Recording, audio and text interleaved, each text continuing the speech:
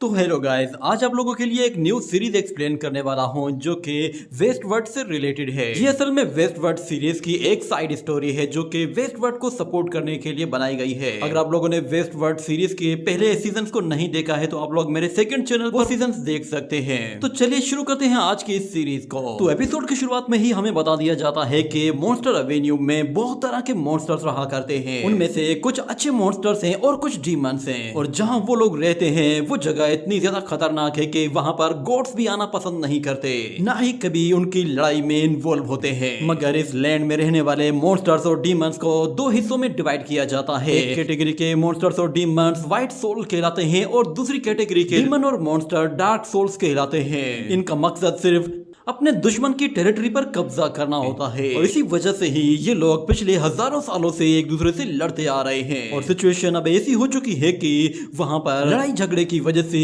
बहुत सारे डीमन और मॉन्स्टर्स मारे जा चुके हैं, और जो बचे कुछ रह गए हैं वो अब बेचारे सरवाइव करने के लिए जंग लड़ रहे हैं। और फिर हमें एक लेडी को दिखाया जाता है जो कि असल में ये कहानी छोटे बच्चों को बता रही होती है, और वो बच्चे कहते हैं कि वो मॉन्स्टर्स बहुत ज्यादा ताकतवर थे। तो फिर ग्रैनी बताती है कि वो सिर्फ न ताकतवर थे बल्कि वो खूंखार भी थे।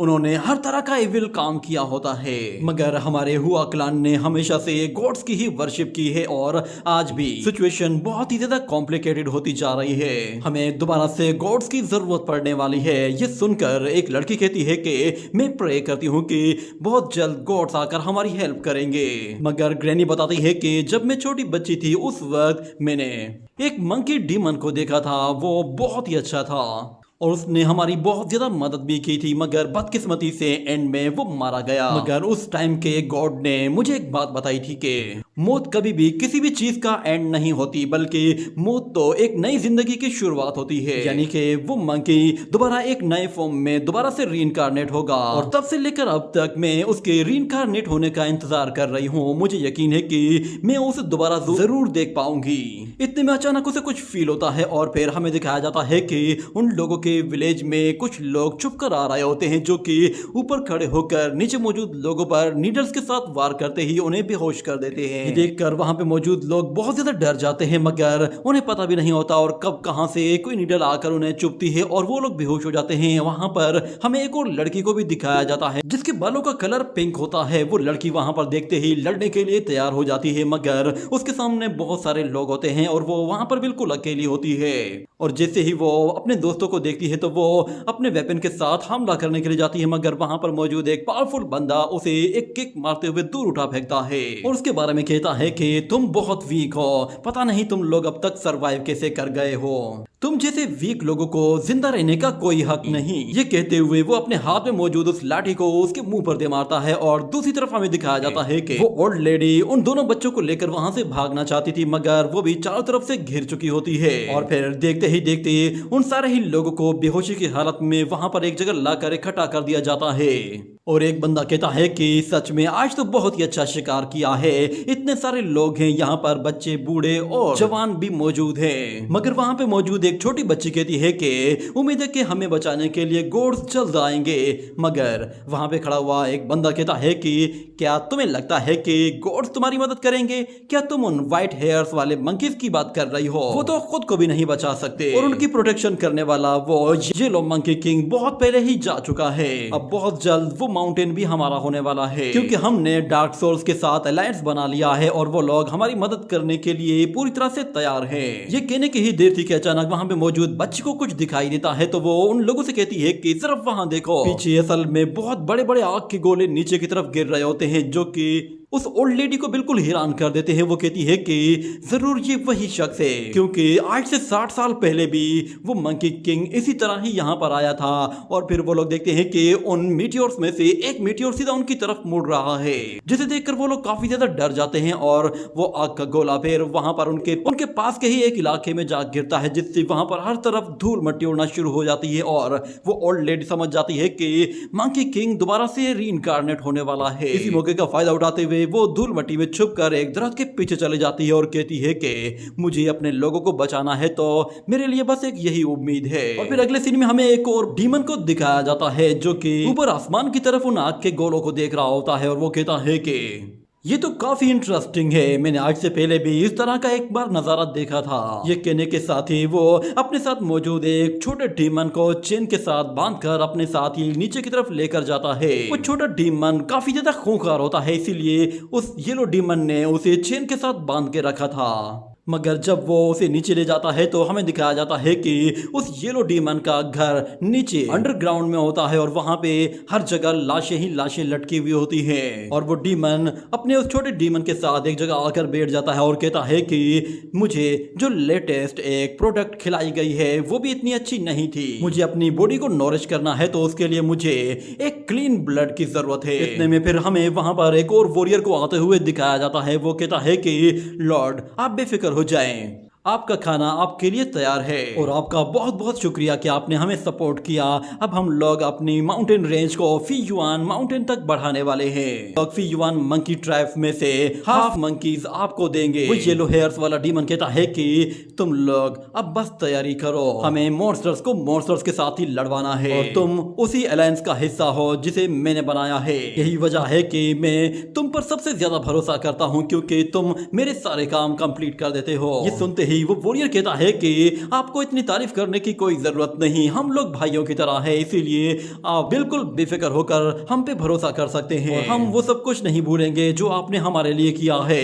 इतना कहने के बाद अचानक वो चेन से बंधा हुआ डीमन गुस्से में आकर उस वॉरियर पर हमला करने की कोशिश करता है तो येलो हेयर्स वाला डीमन उसके लिए थोड़ा सा मीट पीस फेंकता है जिसकी वजह से वो शांत हो जाता है। और दूसरी तरफ हमें दिखाया जाता है जिसके बाद वो डीमन उस वॉरियर से पूछता है कि मुझे बताओ कि तुमने कितने माउंटेन्स पर कब्जा कर लिया है। तो वो वॉरियर बताता है कि मैंने अपने ब्रदर को व्हाइट मंकीज की टेरिटरी पर कब्जा करने के लिए भेजा है, बस आप इंतजार कीजिए, कुछ ही देर में वो वापस आ जाएगा।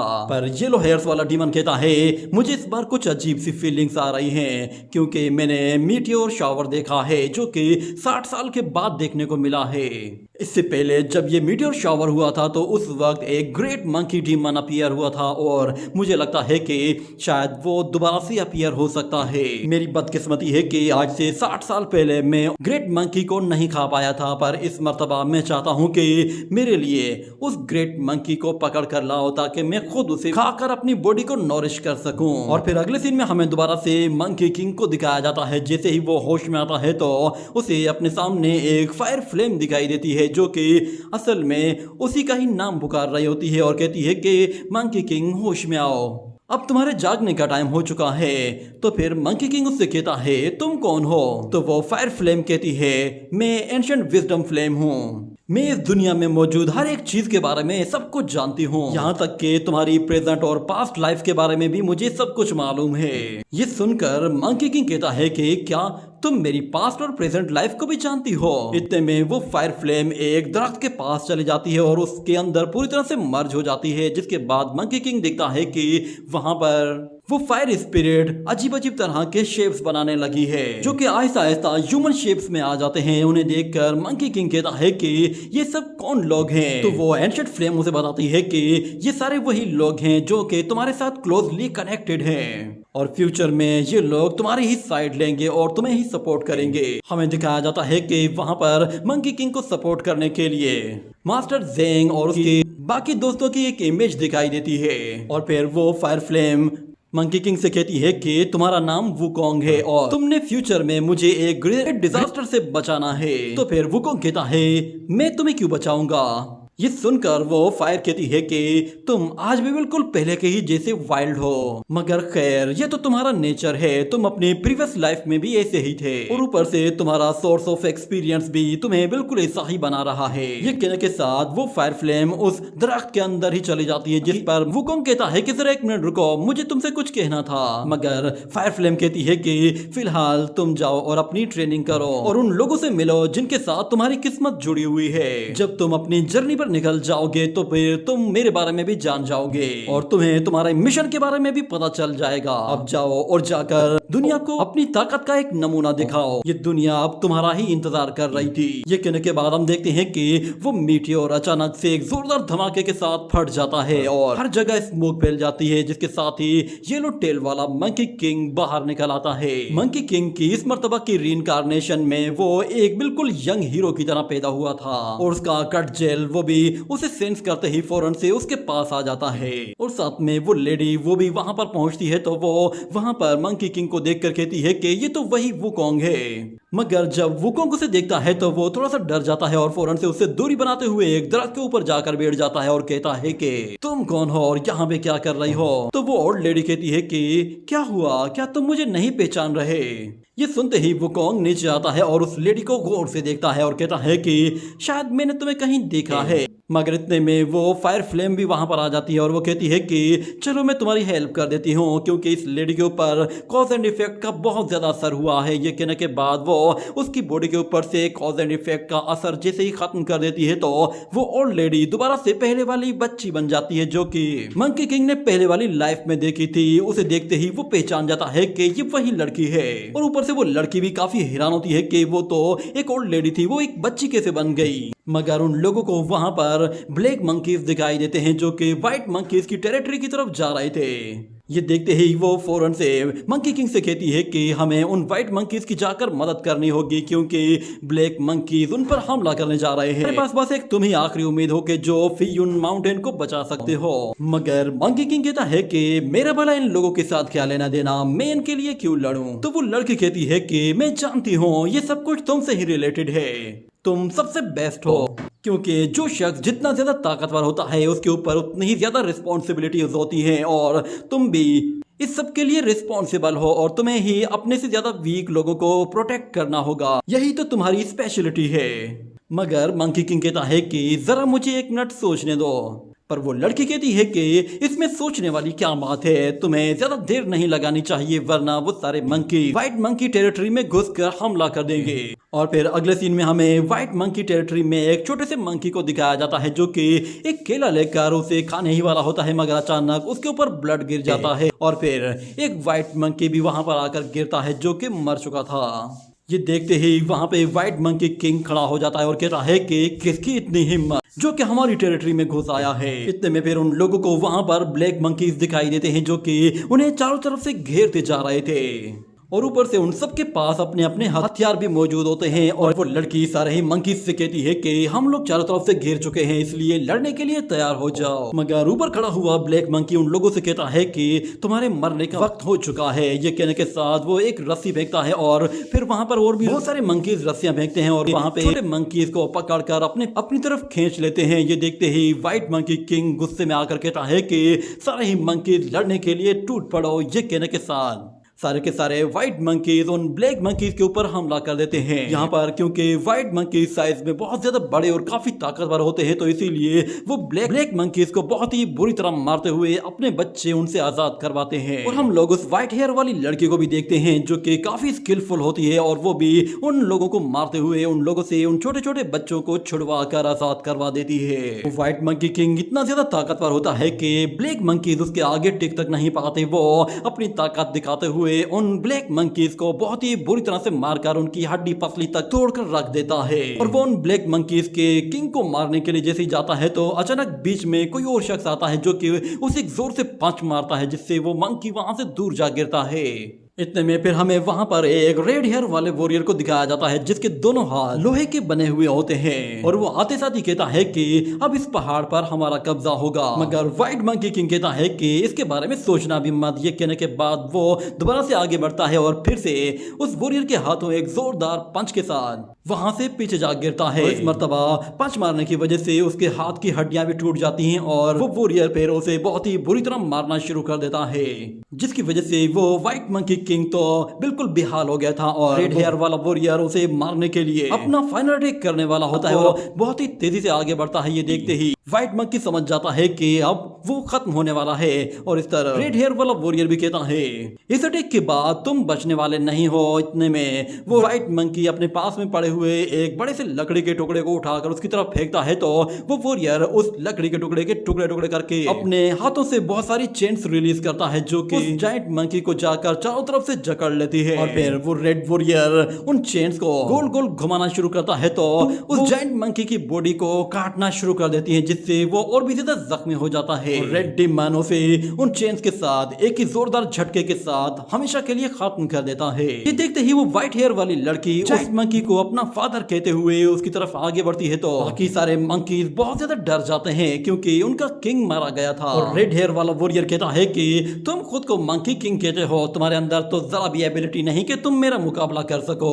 ये सुनते ही वो व्हाइट हेयर्स वाली लड़की उस वॉरियर पर हमला करने के लिए जाती है, मगर एक जोरदार पंच लगने की वजह से वो भी वापस पीछे जा गिरती है।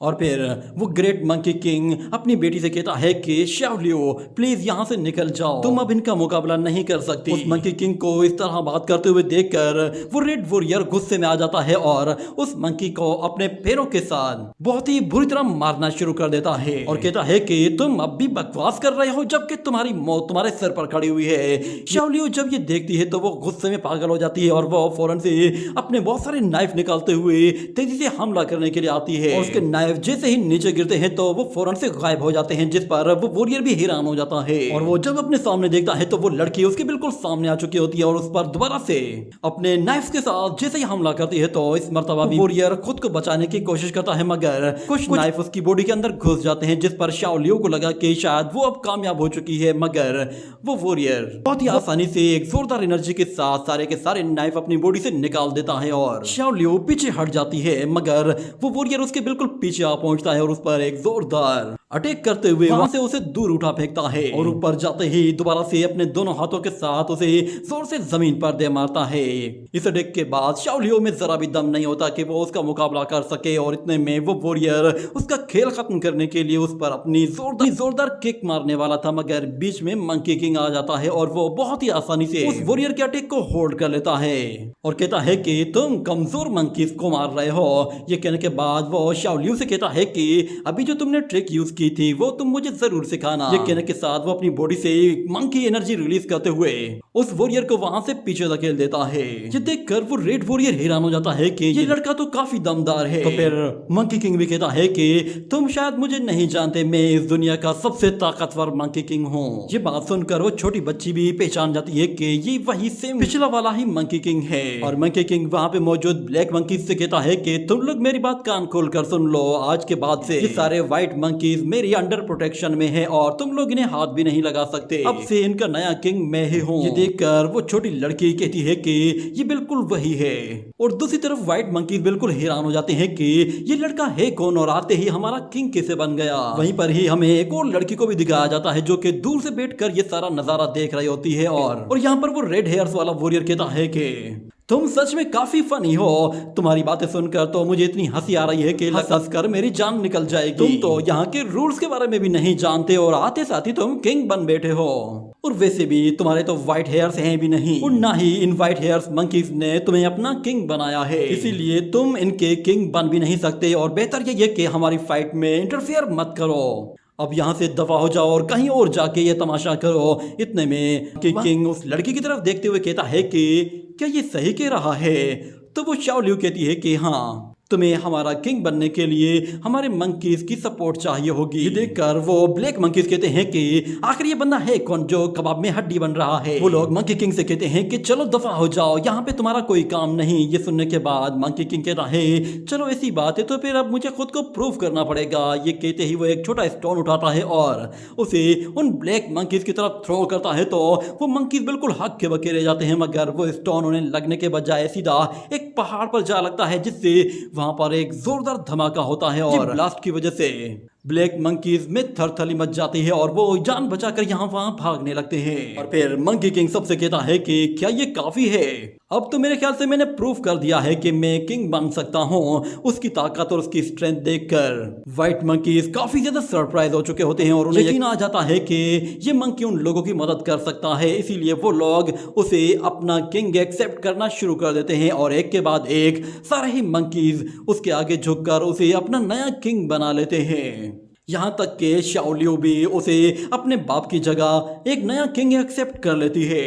और फिर वो रेड हेयर्स वाला वॉरियर मंकी किंग को काफी गुस्से से देख रहा होता है, मगर मंकी किंग कहता है कि तुम बेफिक्र हो जाओ, अब फी युआन का रेस्क्यू मैं खुद से कर लूंगा। तुम्हारे लिए बेहतर यही है कि तुम लोग फी युआन माउंटेन रेंज से दूर चले जाओ। ये कहने के साथ ही ये एपिसोड यहीं पे ही एंड हो जाता है।